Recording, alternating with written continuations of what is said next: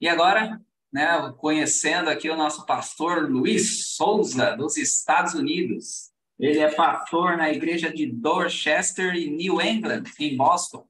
O nosso pastor que eu tinha convidado, o Marco Seifer, teve um problema e prontamente o nosso mensageiro aqui aceitou o desafio de falar sobre profecias para nós, o remanescente fiel. Muito obrigado, pastor Luiz, por estar aqui conosco. Deus o abençoe. Bom dia a todos. É um privilégio estarmos juntos nesse novo dia, nessa nova semana, compartilhando de experiências, aprendendo aos pés do nosso Senhor Jesus Cristo. Bem, obrigado aí pelo convite, pela oportunidade de estarmos juntos, e nós vamos compartilhar, então, dentro desse tema que nos foi proposto, colocado, com a graça de Deus, dentro do contexto das profecias.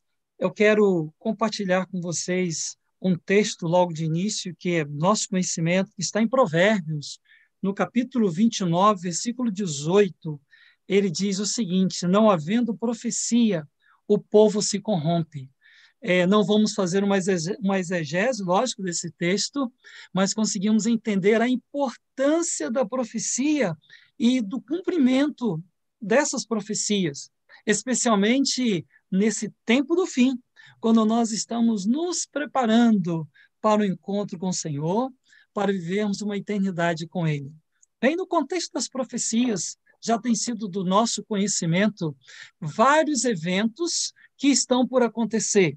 Estamos excetuando aqueles que já aconteceram, alguns que estão acontecendo, mas queremos falar de maneira especial sobre um tópico dentro desse contexto profético e que requer, sem dúvida nenhuma, a continuidade do nosso preparo, né, o preparo do remanescente, para que possamos, por fim, alcançar o nosso alvo. O nosso alvo é a coroa da vida. O nosso alvo é receber o convite do Senhor Jesus: vinde, benditos de meu Pai. Entre no reino do meu Pai, do Pai que está preparado desde a fundação. E nós queremos falar, então, sobre sacudidura, porque tem a ver conosco.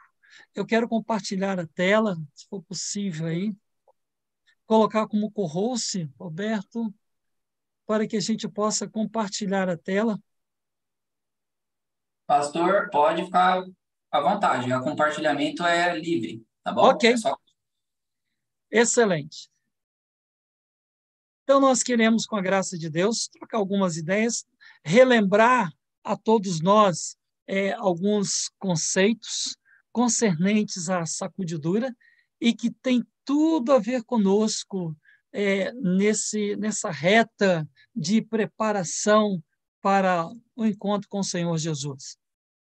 Sacudidura, sem dúvida nenhuma, é algo que talvez assuste algumas pessoas, mas nós sabemos que não é bem assim, e que o Senhor Jesus, sem dúvida nenhuma, estará nos dando discernimento, a sabedoria, para que nós possamos realmente passar de forma vitoriosa por esse detalhezinho no contexto das profecias e automaticamente no preparo de cada um de nós para a vida eterna. Então, vamos lá. Eu quero compartilhar com vocês, começando aí, o livro de Amós, capítulo 9, versículo 9. Está aí o texto. Sacudirei a casa de Israel entre todas as nações, assim como se sacode grão no crivo, sem que caia na terra um só grão. Dois detalhezinhos eu quero ressaltar aqui. Essa referência à casa de Israel, um termo aí prefigurando ou também simbolizando ou fazendo referência à igreja hoje. Então, sacudirei a igreja, Deus falando, sacudirei a igreja entre todas as nações, enfim. E o crivo nós temos entendido como sendo a peneira, né? Peneira que utilizamos para fazer a seleção do grão, daquilo que é quebrado, da palha, enfim. Sacudirei. Veja que a Bíblia diz aqui que nós teremos um período na história da igreja aonde a igreja será sacudida. Temos entendido que nós somos a igreja, então isso quer dizer que nós, em algum momento, passaremos por esse processo dentro do aspecto profético, no preparo nosso para a vida eterna, como remanescente, nós passaremos pela sacudidura. Ainda outro texto, esse agora proferido por Jesus, disse lá, em Lucas 22, versículo 31 e 32, Simão, Simão, eis que Satanás vos pediu para vos cirandar.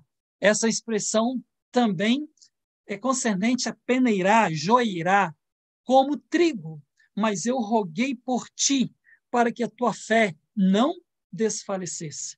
Pelo menos esses dois textos, queridos amigos, irmãos, nós podemos então ter essa noção, né, de uma sacudidura, um peneiramento, e automaticamente cada um de nós, individualmente ou como igreja, nós iremos passar por isso em algum momento. Sacudidura é um termo figurativo que se traduz numa experiência especial de seleção e apostasia do povo de Deus. Vamos tentar ver isso de uma forma mais detalhada daqui para frente. Então, sacudidura é um termo figurativo que se traduz numa experiência especial de seleção e apostasia do povo de Deus. E aqui é que nós teremos que pedir a Deus, aqui que nós precisamos cada dia nos dedicar a esse preparo para o encontro com o Senhor, para que nós venhamos realmente ser selecionados para o reino dos céus e não apostatados. A semeadura ou a sacudidura tem a ver com uma colheita de um produto agrícola, né? Muitas das vezes nós, quando temos a oportunidade de ir a algum sítio, alguma fazenda, ou ainda que seja uma chácara, alguém plantou feijão, o arroz, então nós percebemos esse processo de sacudidura para a obtenção daquilo que é essencial, o grão propriamente dito. Por que de uma sacudidura? Então, vamos lá ver alguns detalhes. Por que de uma sacudidura? Qual a finalidade de uma sacudidura? E quais os resultados da sacudidura? Então, isso aqui agora vai, digamos, mexer um pouquinho conosco, ou vai fazer com que nós pensemos melhor. Agora entra a vida prática da igreja, nesse preparo dos últimos dias, antes que Jesus retorne a este mundo. Por que de uma sacudidura? Qual a finalidade e quais os seus resultados? Sabemos que tudo tem um objetivo na vida, tudo tem uma consequência, e a sacudidura não fica fora desse aspecto. A sacudidura ela tem um objetivo, ela tem uma finalidade, e ela vai gerar uma consequência ou consequências, não temos como fugir.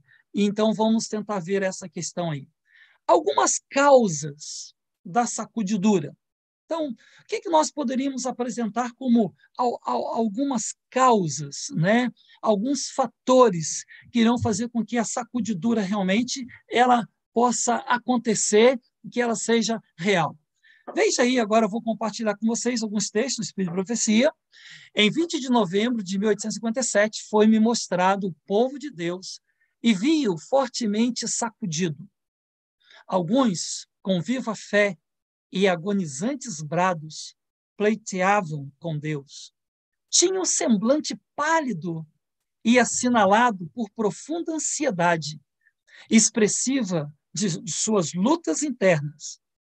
Firmeza e grande fervor se exprimiam em seu semblante, enquanto grossas gotas de suor lhes caíam da fronte. De quando em quando, seu rosto resplandecia com o sinal da aprovação de Deus. E de novo sobre eles pousava aquele olhar solene, fervoroso e ansioso. Anjos maus se aglomeravam em torno deles, circundando-os de trevas, para lhes afastar da vista a Jesus, a fim de que seus olhos fossem atraídos para as trevas que os cercavam, e eles desconfiassem de Deus, e contra ele, contra Deus, viesse a murmurar. Sua única segurança estava em manterem os olhos fitos no alto. Anjos de Deus eram encarregados da guarda de seu povo. E quando a atmosfera intoxicada da parte dos anjos maus era impelida em volta daquelas pessoas ansiosas, os anjos sobre eles agitavam continuamente as asas para afugentar as densas trevas. Vi que alguns não participavam dessa obra de súplica intensa.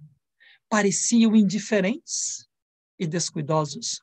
Não resistiam às trevas que os rodeavam e os envolviam com densa nuvem.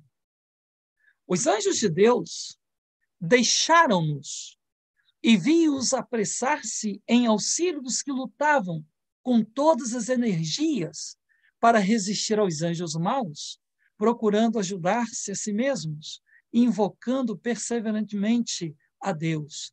Mas os anjos abandonaram os que não se esforçavam por ajudar-se a si mesmos e perdi-os de vista. Enquanto os que oravam prosseguiram em seus clamores fervorosos, um raio de luz, provindo de Jesus, sobre eles incendia de quando em quando, a fim de os encorajar e iluminar-lhes o semblante. Bem, queridos, Testemunhos Seletos, volume 1, na página 60, nos traz essa porção que nós acabamos de ver. Interessante. Aqui nós encontramos dois grupos. Esse será o desfecho da história, dois grupos. Hoje nós encontramos muitas filosofias religiosas, muitas voltadas, milhares voltadas para a Bíblia, outras voltadas para outros livros ou filosofias ou pessoas, não queremos citar nomes, mas no final só restarão dois grupos. Essa é a grande verdade. O grupo daqueles que são tementes ao Senhor, que reconhecem a necessidade de um Salvador em Jesus, e aqueles que não estão nem aí para esse tipo de coisa, não se preocupam, não buscam viver uma vida em harmonia com a vontade de Deus. A irmã White aqui está fazendo uma descrição dentro da nossa realidade como povo de Deus. Aí é que vem, então, a necessidade de nós compreendermos essa mensagem.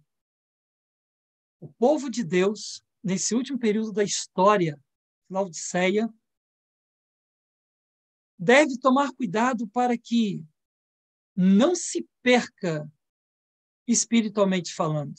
Veja que aqui nós encontramos uma luta. Um grupo despreocupado e outro grupo preocupado espiritualmente falando.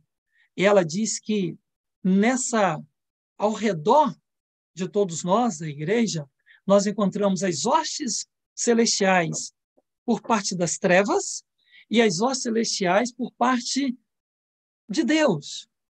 Aqueles que buscavam e que têm buscado a comunhão, um preparo aos pés da cruz, aos pés de Jesus, como fez Maria nos dias de Jesus, quando Jesus passava ali em Betânia. Esses, a Bíblia diz, ou melhor, esse texto que nós vimos aí do Espírito de Profecia, que os anjos do Senhor estão ao redor para aliviar a angústia, a ansiedade, para ajudar a animar nessa caminhada. Mas, de contrapartida, os que não estão se preocupando com isso, os que estão vivendo uma vida distante do propósito de Deus, os anjos os abandonam. Os anjos de Deus não têm como, já que eles não querem, e vêm para auxiliar e ajudar aqueles que se colocam numa postura de preparo, de contrição, de busca, de oração, de jejum, de buscar testemunhar do amor de Deus, de buscar viver na sua carne no dia a dia a vontade de Deus, os propósitos de Deus. Então, nós temos aqui uma mensagem fantástica que nós não estamos sozinhos nessa luta.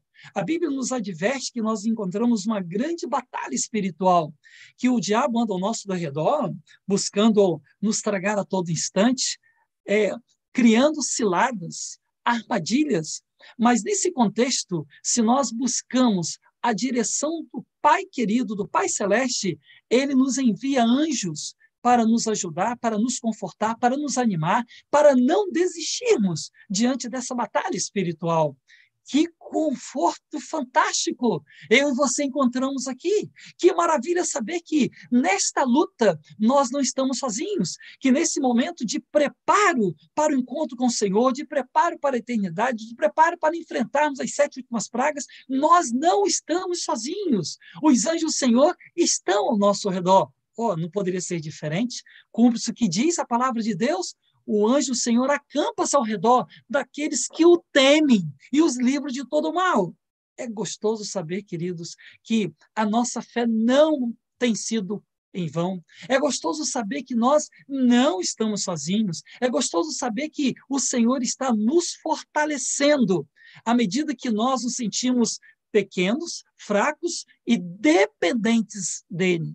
Quando nós nos achamos independentes de Deus, nós o tornamos impotente para agir em nosso favor, para agir de acordo que nós pudéssemos realmente ser vitoriosos sobre o mal. O apóstolo Paulo, nas suas expressões, ele diz algo, e eu gosto dessa expressão, que em Jesus nós somos mais do que vencedores. Em Jesus nós somos mais do que vencedores, mas nós precisamos buscar, nós precisamos entreter comunhão com Ele, para que, de fato, esse auxílio possa vir.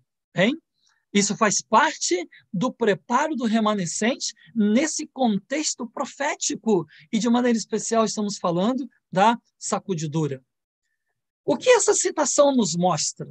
Essa que nós acabamos de ver. O que faz com que passe em nossa mente ou que venhamos absorver? Sacudidura é seleção e apostasia. Então, sacudidura é exatamente isso.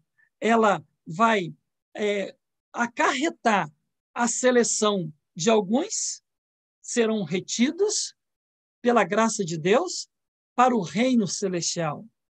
Outros, lamentavelmente, serão afastados do reino por causa da apostasia. O apóstolo Paulo adverte a mim, em especial a você, o seguinte: se nós nos julgamos ou se nós pensamos estar em pé, diz ele, cuide-se para que vocês não caiam. Então, queridos, a santificação é uma obra diária, nós temos já tido esse conhecimento, o nosso preparo, ele é constante, ele não se resume numa semana de oração, ele não se resume numa vigília, ele não se resume, quem sabe, em momentos como esse, nessa iniciativa maravilhosa e fantástica de vocês, de prepararem essa série de palestras. Não. A nossa santificação, a nossa consagração é uma constante. E automaticamente isso vai nos levar a uma comunhão com o Pai, nos selecionando para Ele.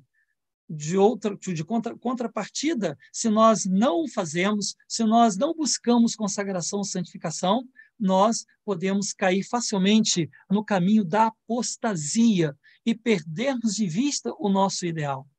Perguntei a significação da sacudidura que eu vira, e foi-me mostrado que era determinada pelo testemunho direto, contido no conselho da testemunha verdadeira, à igreja de Laodiceia. Isto produzirá efeito no coração daquele que o receber e o levará a empunhar o estandarte e propagar a verdade direta. Alguns não suportarão esse testemunho direto, levantar-se-ão contra ele. E isto é o que determinará a sacudidura entre o povo de Deus. Vi que o testemunho da testemunha verdadeira não teve a metade da atenção que deveria ter. O solene testemunho de que depende o destino da igreja. Isso aqui é forte, querido amigo, querido irmão, você que está acompanhando, você que está nesse momento ouvindo esses comentários, essa palestra. O solene testemunho de que depende o destino da igreja tem sido apreciado de modo leviano, se não desatendido de todo. Tal testemunho deve operar profundo arrependimento. Todos que o recebem de verdade obedecer-lhe-ão e serão purificados. Bem, meus irmãos, meus amigos, se esta citação não fala profundo ao seu coração, da sua mente, para mim fala. Para mim é tremendo.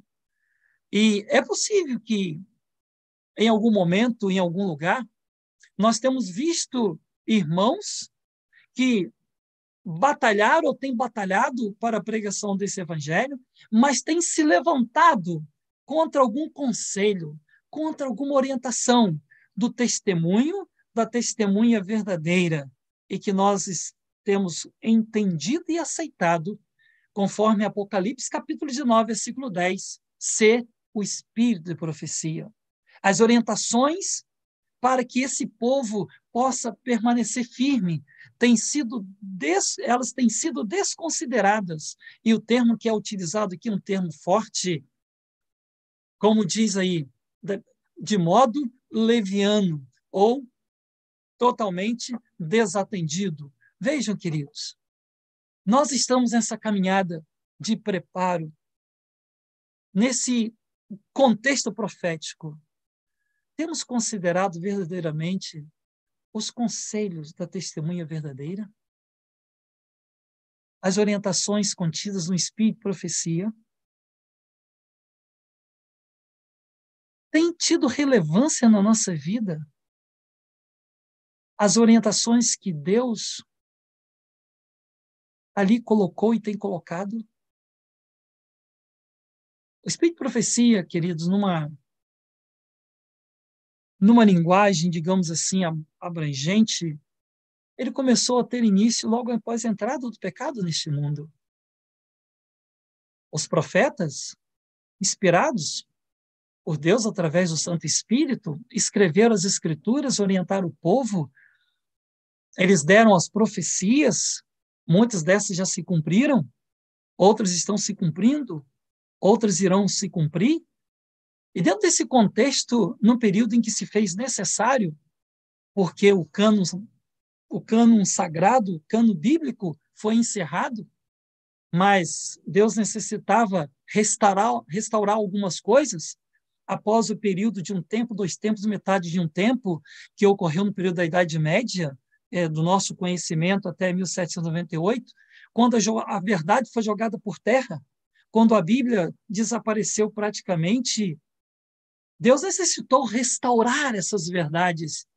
E o Espírito de Profecia entra mais uma vez em ação.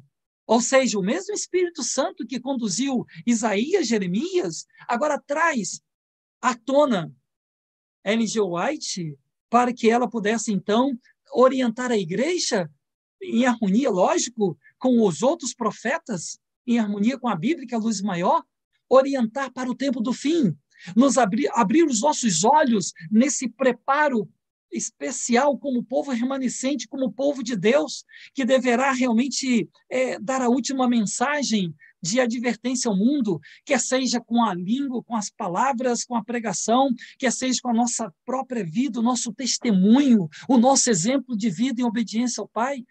São essas orientações que hoje, lamentavelmente, têm sido desatendidas por muitos.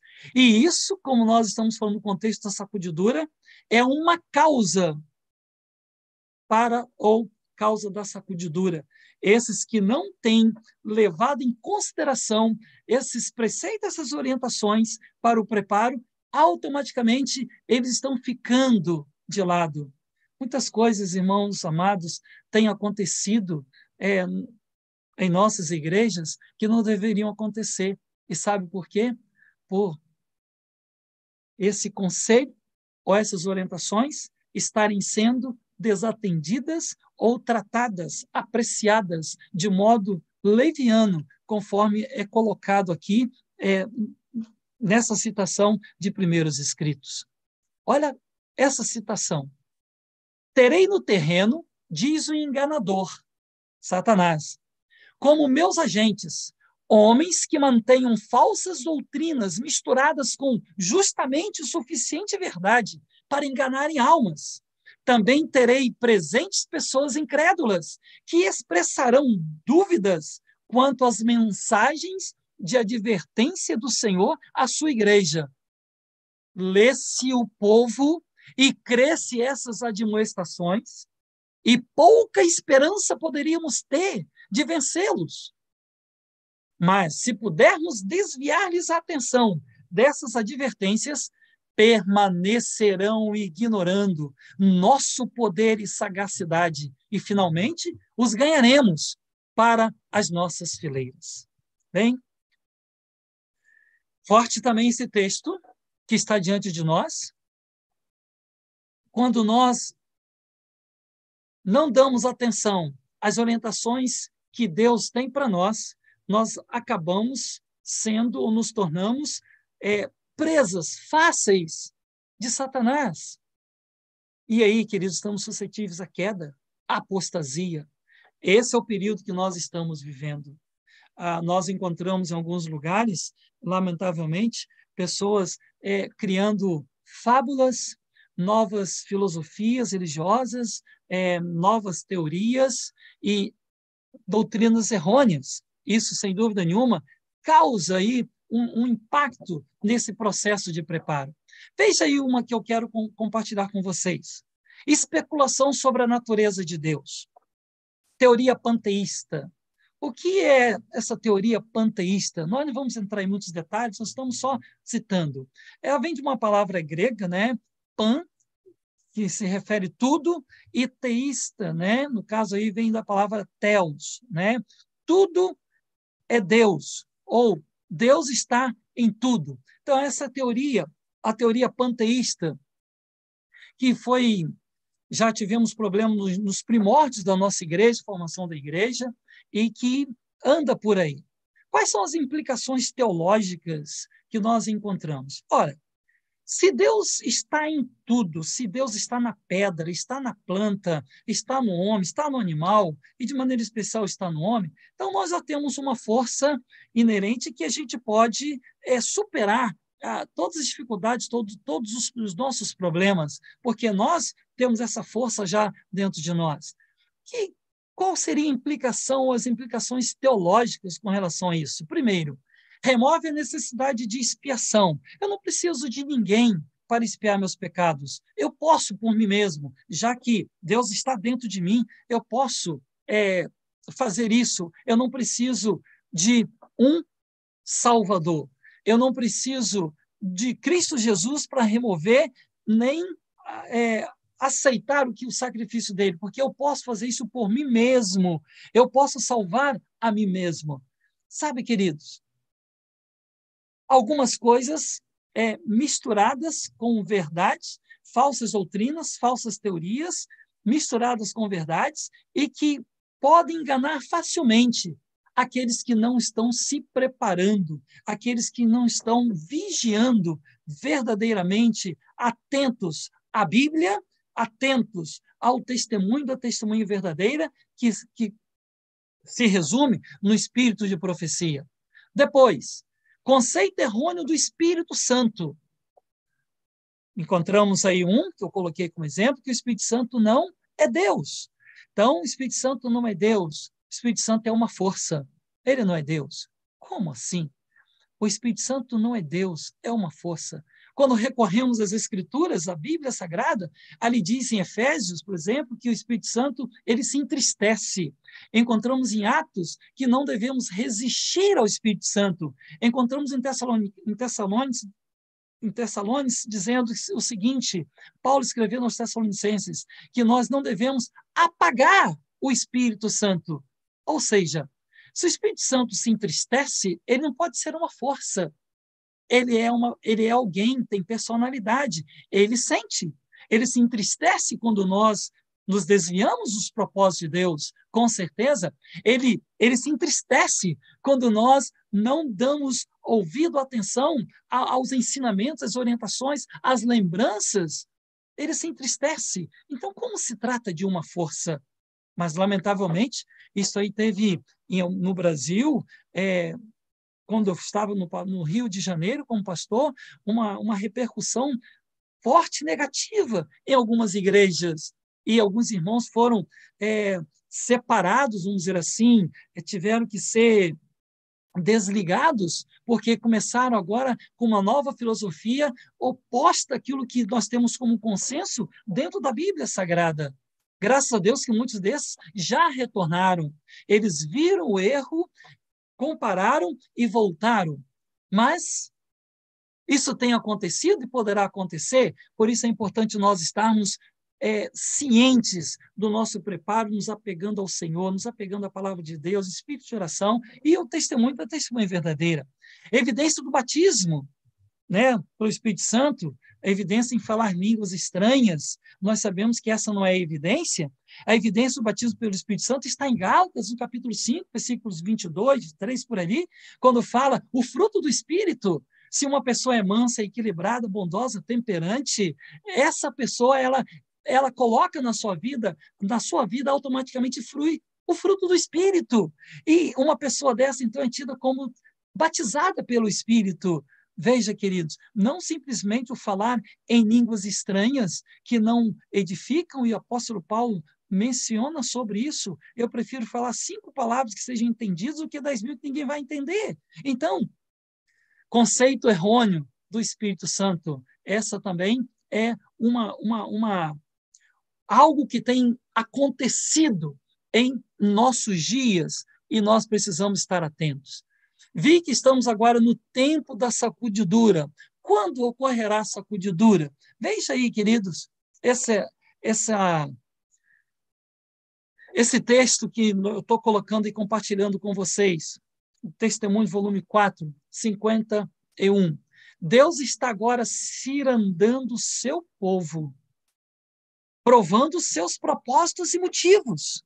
Muitos serão somente palha, não trigo. Portanto, não há valor neles. Ó, queridos, que Deus tenha misericórdia de nós, para que nós não sejamos palha, mas que nós sejamos trigo. Deus não quer que nós sejamos palha de maneira nenhuma. Ele quer que nós sejamos trigo, mas nós temos que fazer a nossa parte. Nós precisamos buscar, nós precisamos comungar, nós precisamos obedecer, nós precisamos andar lado a lado com o Senhor. Ele diz assim, olha, buscar-me-eis e me achareis, quando vocês me buscarem de todo o vosso coração. Então, Deus assegura que nós o acharemos, se nós o buscarmos de todo o nosso coração. É gostoso nós vermos o quanto Deus quer ter o ser humano, quer ter os seus filhos junto dele. Já começa lá do início, né? Quando Adão pecou, ele foi atrás, Adão, aonde você está? E aí a gente vê em várias oportunidades na história bíblica, quando o povo foi liberto do Egito e Deus ali falou, me fará um santuário para que eu possa habitar no meio de vós. Deus querendo comungar com o seu povo, Deus querendo estar no meio do seu povo. E hoje não é diferente. Me busquem enquanto vocês podem achar. Se vocês me buscarem de todo o vosso coração, vocês vão me encontrar. Ah, queridos, que Deus fantástico! E nesse exato momento, Ele está atuando para que nós não caiamos, para que o inimigo não tenha poder sobre nós. Porém, nós precisamos fazer a nossa parte. Começou a forte sacudidura e continuará. E todos que não estiverem dispostos a assumir uma posição ousada e tenaz em prol da verdade e a sacrificar-se por Deus e por sua causa serão joeirados, serão peneirados, ou seja, cairão fora. Não vai ter espaço para esse ou para esses. Primeiros escritos, na página 50, nós encontramos essa citação. Então, queridos, começou a forte sacudidura e continuará. Então, nós sabemos e esperamos a sacudidura como um evento maior, mais forte na igreja, mas nós encontramos aqui que aqueles que têm buscado no dia a dia viver uma vida santa, eles já estão nesse processo de sacudidura. A irmã White assim nos diz que vi que a sacudidura já começou. Qual a proteção para não ficarmos fora?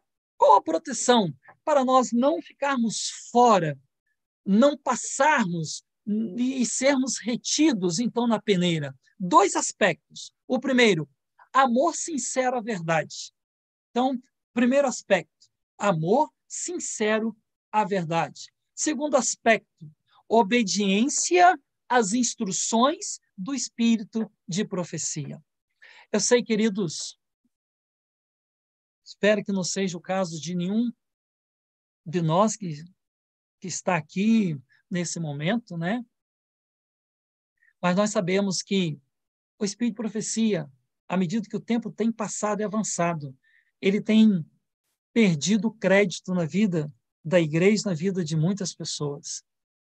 Eu não consigo entender isso, porque a Bíblia diz que o inimigo irou-se contra um povo que nós identificamos como igreja na profecia de Apocalipse, capítulo 12, versículo 17.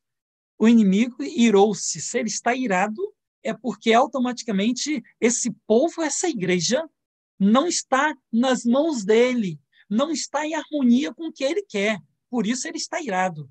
E ele coloca as características. Primeiro, porque guarda os mandamentos de Deus, segue verdadeiramente a verdade com relação aos mandamentos. E segundo, por ter o testemunho de Jesus, que é o espírito de profecia. Então, está aqui. Queremos estar protegidos para não cairmos na apostasia, para não ficarmos fora. 2 aspectos: amor sincero à verdade e obediência às instruções do espírito de profecia. De Apocalipse, capítulo 12, versículo 17. Qual a finalidade da sacudidura? Nós vimos as causas. Agora, qual a finalidade da sacudidura? Purificar. Aqui nós encontramos uma siglazinha PUF, né?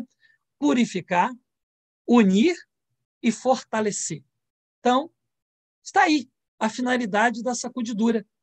Quando ocorrer a sacudidura, ficarão os grãos realmente puros.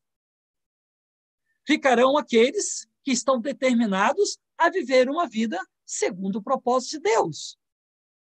Automaticamente, eles agora, sem discordâncias doutrinárias, sem outros tipos de discordância, eles estarão unidos e automaticamente fortalecidos para enfrentar os últimos acontecimentos, para enfrentar e passar de forma incólume, inclusive pelas 7 últimas pragas, os 7 flagelos que deverão ocorrer. Então, queridos, qual a finalidade da sacudidura? Está aí: purificar, unir, fortalecer. E quais os resultados? Esse daí é o terceiro tópico, né, que nós colocamos no início. Qual a causa de uma sacudidura? Qual a finalidade? E agora, quais os resultados? Primeiro, separação. Separação de quê? Daquilo que não é verdadeiro, daquilo que não presta. Lembremos e temos ouvido sempre que o ouro ele precisa ser refinado e ele precisam ser eliminadas todas aquelas coisas que não tornam o ouro puro, bonito, apreciável. Assim também a sacudidura vai criar uma separação entre aqueles que estão determinados a fazer a vontade de Deus e aqueles que optam naturalmente por não fazer a vontade de Deus. Automaticamente, queridos, Deus não faz acepção de pessoas, nós temos entendido isso, mas ele dá oportunidade a todos e automaticamente aqueles que não querem andar com ele, ao lado dele, fazer a vontade dele, ele não força, mas automaticamente será separado. Então, a sacudidura entra num processo de separação.